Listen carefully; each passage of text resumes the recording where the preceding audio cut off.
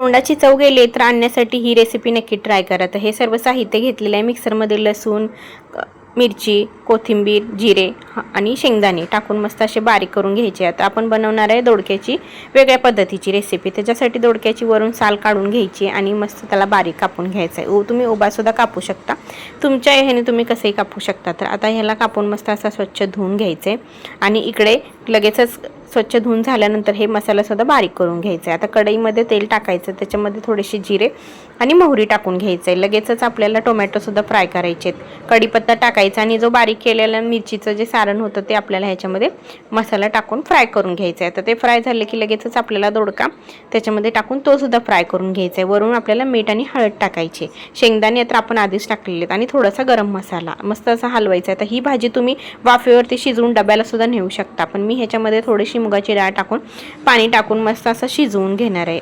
10 मिनिटं शिजल्यानंतर ही रेसिपी इतकी मस्त लागते, भाकरी बरोबर चपाती बरोबर खायला एकदम अप्रतिम, आणि तोंडाची चव गेली असेल तर ती सुद्धा माघारी आणते। तुम्ही पण या।